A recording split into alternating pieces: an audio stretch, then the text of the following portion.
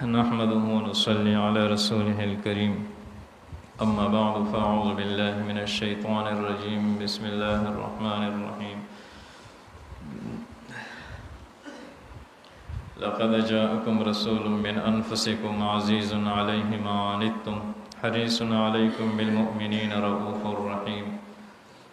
وقال رسول الله صلى الله عليه وآله وسلم لا يؤمن أحدكم حتى أكون أحب إليه من والده وولده والناس أجمعين حتى يكون أحب إليه من ماله وولده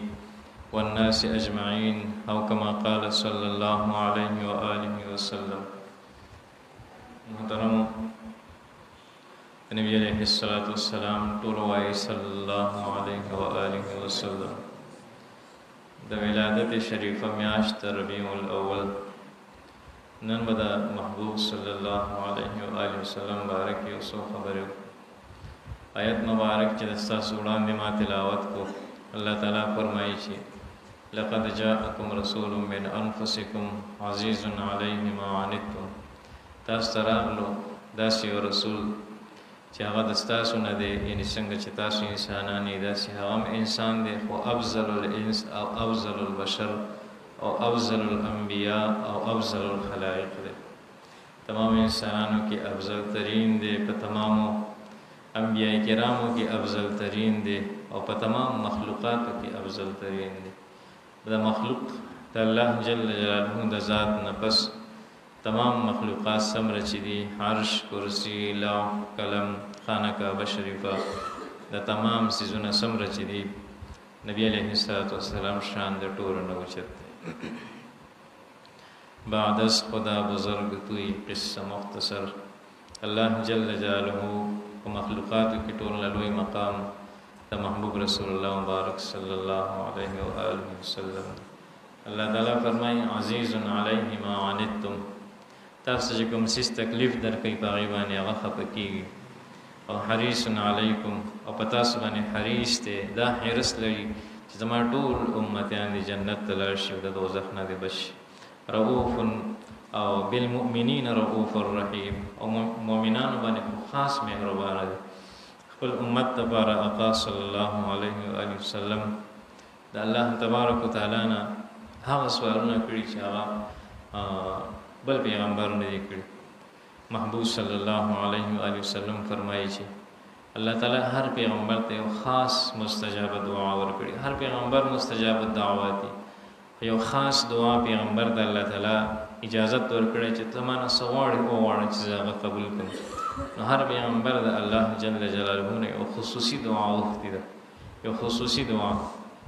لکه څنګه چې سليمان علیه السلام وکړي چې رب هب لي ملک لا ينبغي لاحد من بعدي انك انت الوهاب الله ما ته داسې بادشاهي راکړي چې داسې بادشاهي د بل چاته نه ورکړي نی زمانہ پس چاته ورکړي نبی علیہ السلام فرمایي چې الله تعالی ما ته د هغې دعا هغه اختیار راکړی دی اجازه یې راکړی دی هغه دعا ما قیامت ته پرېښې ده زه به په قیامت کې هغه دعا د خپل امت لپاره غواړم نو الله تبارک وتعالی د نبی علیہ السلام هغه دعا زموږ ستاسو ټولو په حق کې قبوله کړي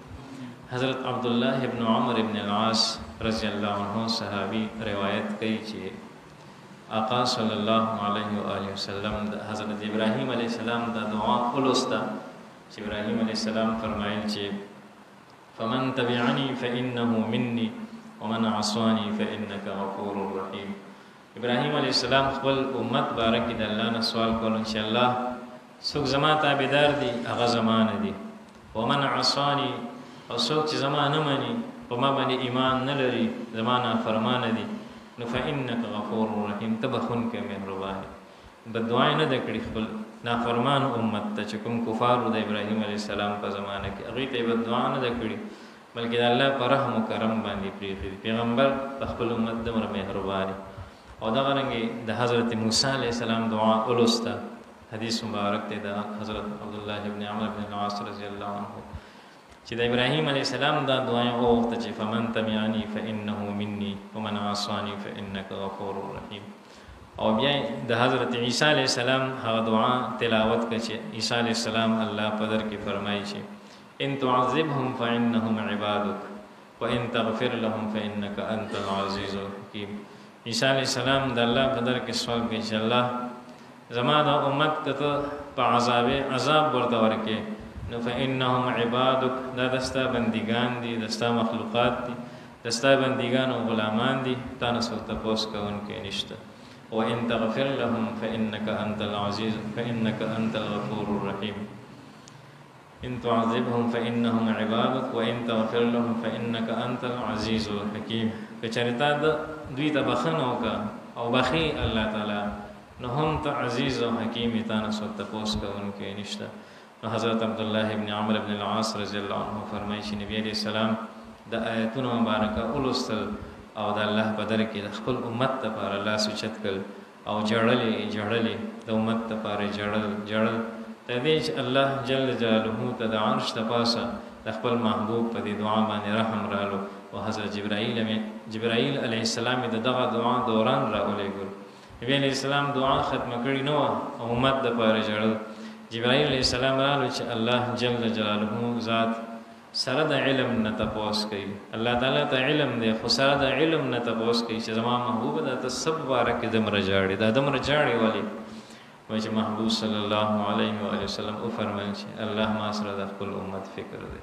د خپل امت ته پرستا په در کې جاړ. وای چې الله جل جلاله او فرمایل په جواب کې وحی رااله چې دستا رب فرمایي چې زبتا دستا د امت په باره کې خوشاله کړه، ته د خپل امت په باره کې خوشاله. نبی علیہ الصلوۃ والسلام په خپل امت په باره کې الله تعالی خوشاله کی ان شاء الله. او بل حدیث مبارک د دې حدیث مبارک په تایید کې د نبی علیہ السلام فرمایي